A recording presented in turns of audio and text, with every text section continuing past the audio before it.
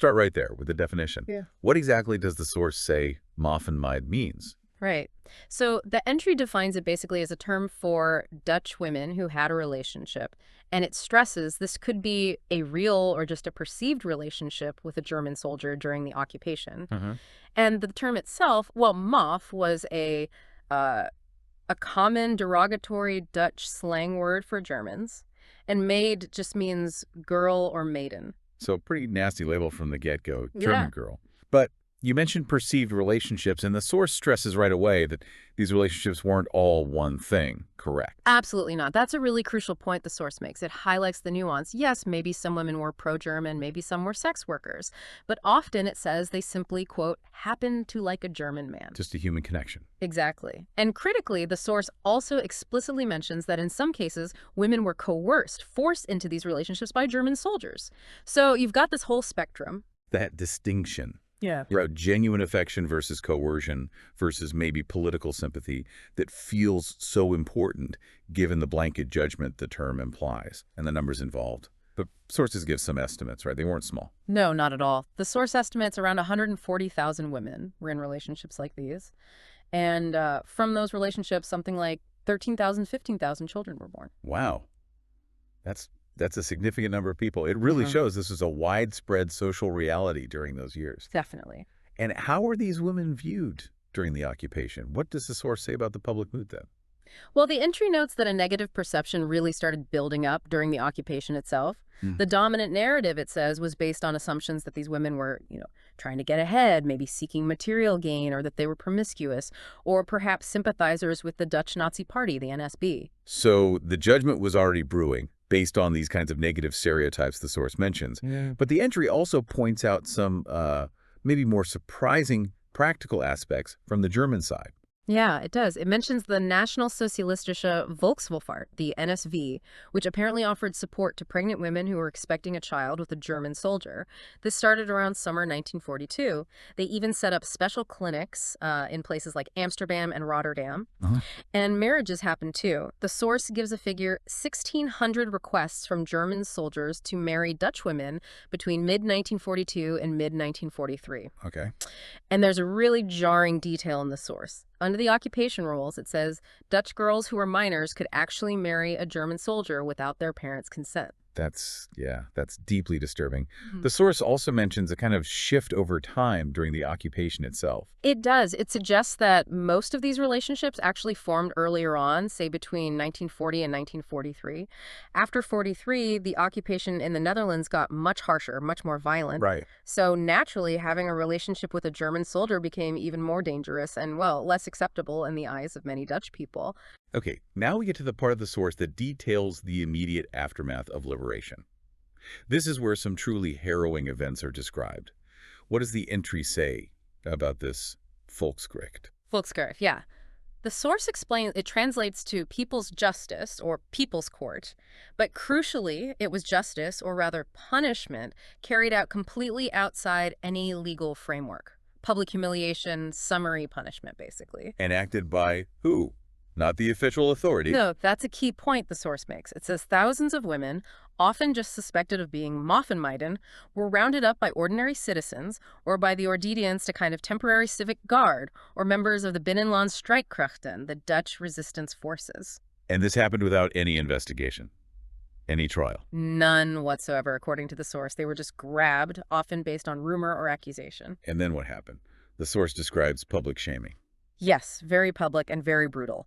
The entry details how they were gathered in squares or public places. Their clothes might be torn off. People would spit on them, cover them in dirt, or refuse. And the head shaving. That's often depicted. Exactly. The source confirms that public head shaving, or having their hair crudely cut off, was widespread.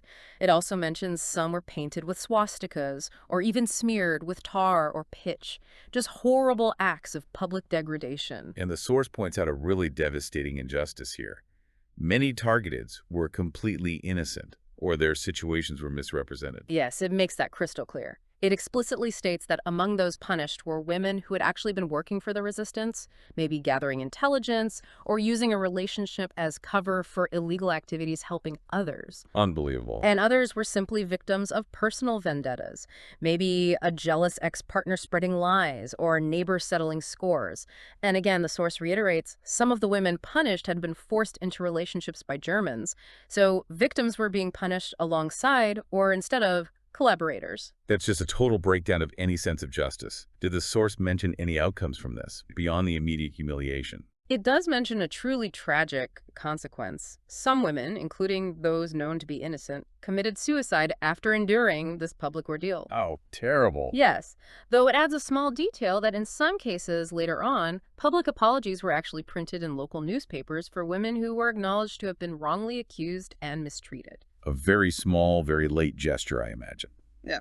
So that was the public spectacle, but what about afterwards? Did the source mention what happened to women suspected of collaboration who were then interned? It does touch upon that. It talks about the internment camps set up after liberation for suspected collaborators. And again, it notes that many arrests were made by resistance groups, not necessarily the formal police or military authorities. Okay, and the source refers to a specific study here, one that came to light more recently. Yes, it mentions a study from 1948, apparently, but its findings regarding these camps were only publicized much later, in 2023. And what did that study reveal? According to the source, this study found evidence of systematic mistreatment and humiliation of women accused of consorting with the occupiers inside these internment camps. And critically, it also found evidence of rape occurring within the camps. So the abuse wasn't just public, it continued, hidden away. That adds a profoundly disturbing dimension. It really does. It suggests the vulnerability and lack of protection for these women extended well beyond the initial street-level vengeance. How has the historical view of Moffenmeid changed since those immediate post-war years? The source indicates a shift, right? Yes, definitely. It explains that initially, in the decades right after the war, the historical perspective often just implicitly accepted the negative wartime stereotype. The source even mentions the term sexual collaboration being introduced, which kind of frames it in a specific judgmental way. Setting the tone from the start. Exactly. But then the article notes, starting around the 1990s, there was much more in-depth research, not just in the Netherlands, but in other occupied countries too, looking more closely at the actual experiences of these women. Right. And what did this later research, the research cited in the source, actually find? Well, the key finding highlighted in the source is that a really large proportion of these women turned out to be essentially politically naive. They weren't necessarily opportunistic collaborators. Many had simply formed relationships, sometimes without really thinking through the massive political implications during wartime. The source actually quotes a phrase summing up this finding. They had often just met a nice man. So the assumption of widespread political motive or opportunism wasn't borne out by the research. Less so than previously assumed, according to this later research mentioned in the source. Naivety or just focusing on the personal connection seemed much more common. That really reframes the narrative, doesn't it? From deliberate betrayal to, well, often just human choices made under incredibly difficult circumstances, choices that were then judged incredibly harshly. Yeah. Has this led to any calls for, say, official recognition or apology? It has. The source mentions that in October 2018, an organization called Vertgo Herkenning, which supports families connected to the German side during the war, formally asked the Dutch government to apologize for how Moffenmeiden were treated after liberation. And did they cite any precedent? Yes. The entry notes they pointed to Norway, where the government had previously apologized for the similar treatment of Norwegian women who had relationships with German soldiers. Interesting. It shows these issues have very long-lasting effects, and the push for acknowledging past wrongs continues. Does the source give any other context, like other names used or similar situations elsewhere? It does list a couple of other Dutch terms used, like lustmädchen or hannebedden, and it mentions terms from other countries in Denmark. They might be called tiskespieger or veldmadras. In France, the women who had their heads shaved were famously known as femmes tondues or tonks. Contis, the shaved women. So this phenomenon of targeting women associated with the occupiers, particularly through public shaving, was definitely not unique to the Netherlands. No, it seems to have been a feature in several liberated countries. The source also draws one more comparison to Germany itself, but kind of in reverse. It mentions Rassenschande. Racial defilement. Yeah, the Nazi concept. The source brings it up in the context of German women or girls who were intimate with perceived non-Aryans, like, say, Polish prisoners of war or forced laborers during the Nazi era. They face severe consequences.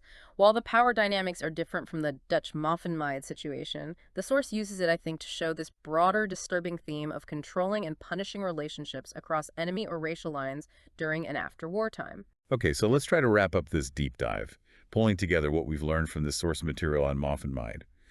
We've looked at the definition, the varied realities behind it, the sheer scale of it. The numbers were significant, and the negative perception that already existed during the war. Then the absolutely brutal, often unjust, summary punishments, this is Volksgericht, right after liberation. Followed by the hidden history, only recently publicized, of further mistreatment, including rape, in the internment camps. And finally, how the historical understanding has evolved over decades, from stereotype to a more nuanced picture, leading to recent calls for official apologies. Yeah, I think this deep dive, really following the threads in the source, shows how complex this is. It moves way beyond a simple dismissive label.